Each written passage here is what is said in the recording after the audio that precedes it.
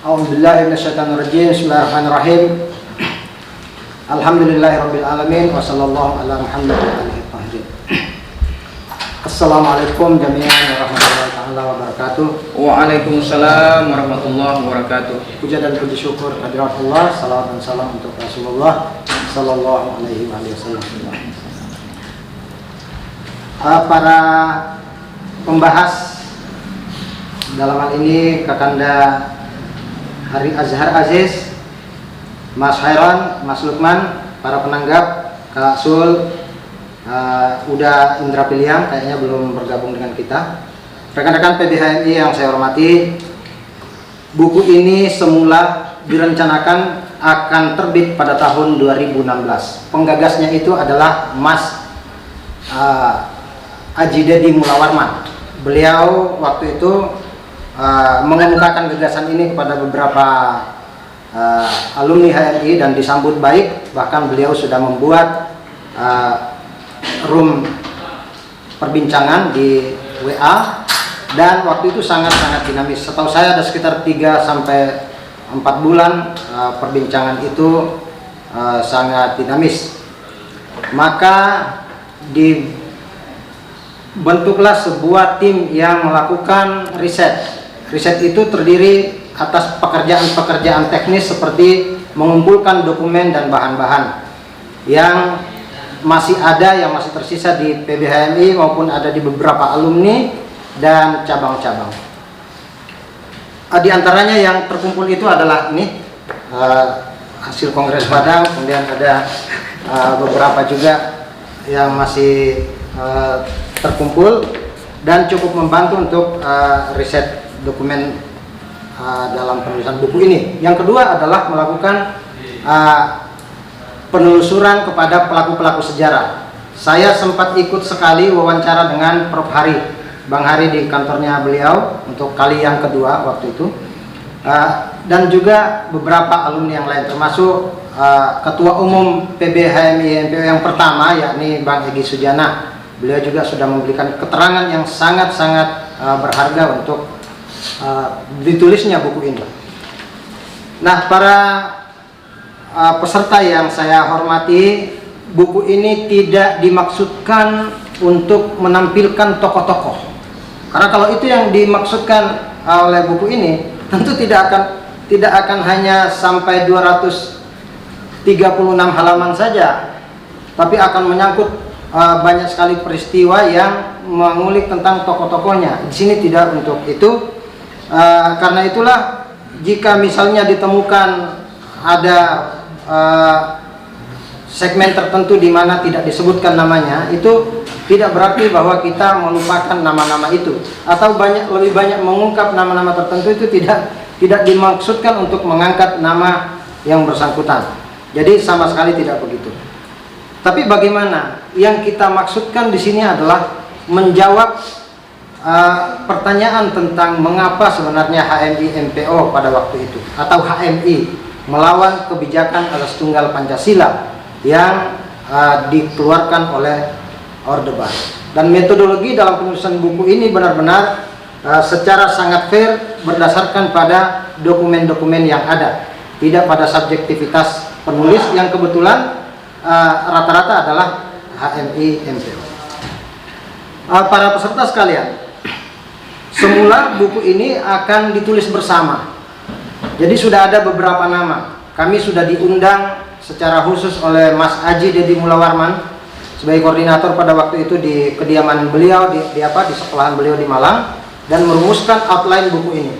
Tetapi entah karena kesibukan yang demikian banyak pada waktu itu sehingga mengendap selama 1 tahun. Jadi rencananya 30 tahun HMI MPO itu sudah terlewatkan, orang bilang sudah basi. Maka waktu itu sudah sama sekali mengendap, tidak ada lagi pembicaraan soal buku ini. Hingga pada tahun 2019 kami berkunjung ke kediaman Mas Khairon di Pekalongan. Dan upaya ini kembali diangkat bagaimana agar buku ini diselesaikan. Maka satu-satunya jalan keluar waktu itu adalah membuat draft. Siapa yang membuat draftnya? Ditunjuklah yang paling senior, yang paling junior waktu itu. Yang paling junior itu adalah saya yang datang ke tempatnya Mas Heron. Biasa ya kalau di HMI itu yang disuruh beli rokok atau disuruh beli minuman, aqua dan sebagainya itu yang junior, yang nomor stambuknya rendah. Nah, saya itu nomor stambuknya waktu itu rendah. Jadi diminta oleh Mas Heron dan saya sangat merasa terhormat diminta untuk melakukan drafting atas buku ini. Setahun kemudian selesai. Tetapi karena beberapa persoalan utamanya teknis lagi dalam cara penerbitan lah macam-macam mengendap lagi, dan alhamdulillah dalam tahun ini saya merasa bahwa ini kita tidak boleh melewatkan lagi launching buku ini, dan kalau toh misalnya di sana sini masih ada kekurangan, maka kita bisa merevisi sesuai dengan perspektif tertentu. Tetapi sekali lagi bahwa ini semata-mata dalam rangka mengungkapkan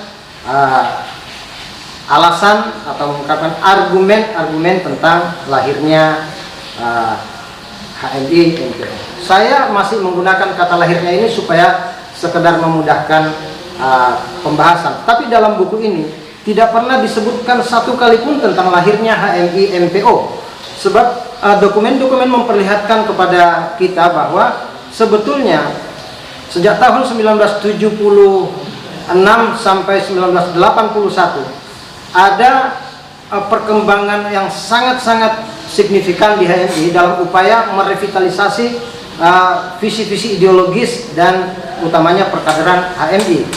Dengan demikian maka didapatkanlah sebuah rumusan bahwa HMI ini memiliki pemikiran yang sangat brilian, utamanya ketika membaca dokumen terbaik dari HMI pada waktu itu namanya NDP, sebagai sebuah kesinambungan dari gagasan tentang adanya tafsir azaz yang digagas pada tahun 1953 oleh Pak Deliar dan kemudian dilanjutkan pada tahun 1957 oleh Pak Ismail Hasan Metari, Bang Ismail Hasan Metari.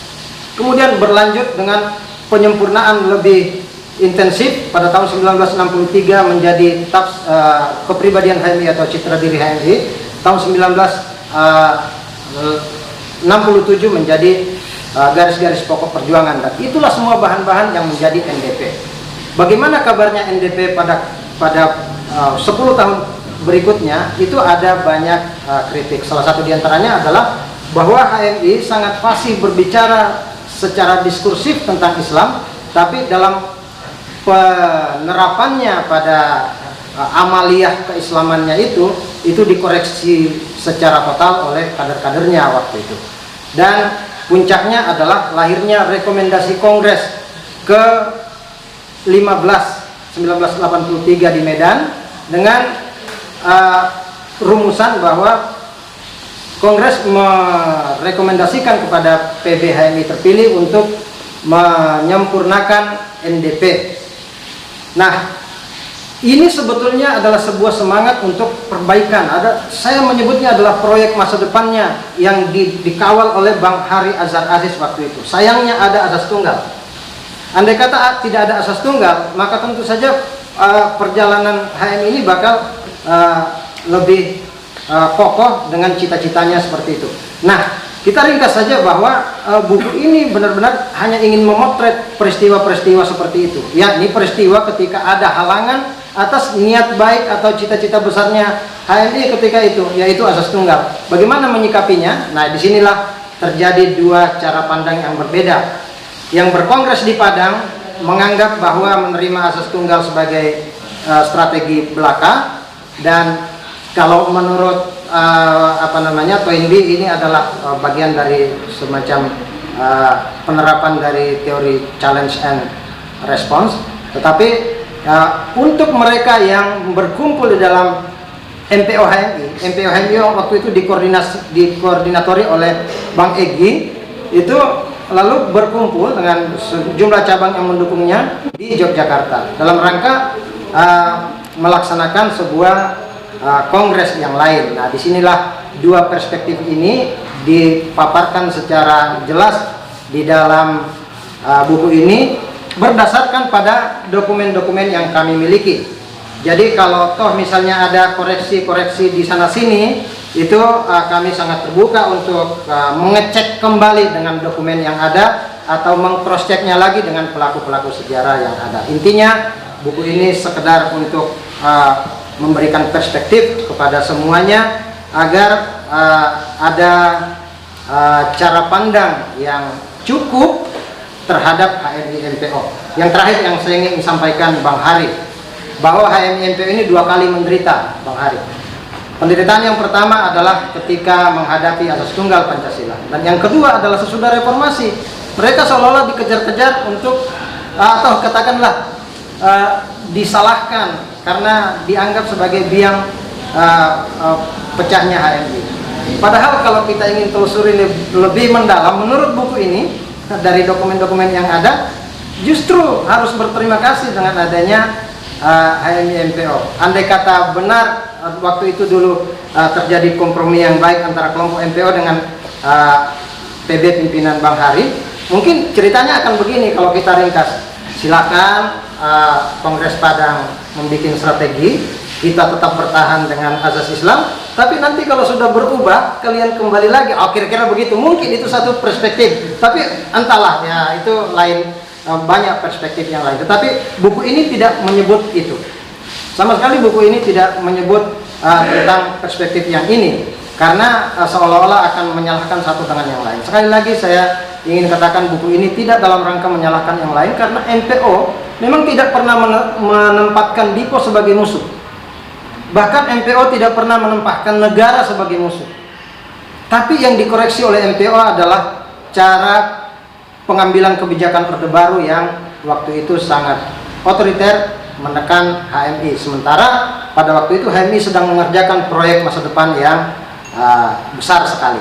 Saya rasa begitu, Bang Hari. Hormat saya kepada Bang Hari sudah bersedia berkenan datang di ruangan ini. Kemudian Mas Heron, Mas Lukman, Kak Sul, para senior HMI yang lain, terima kasih atas kehadirannya.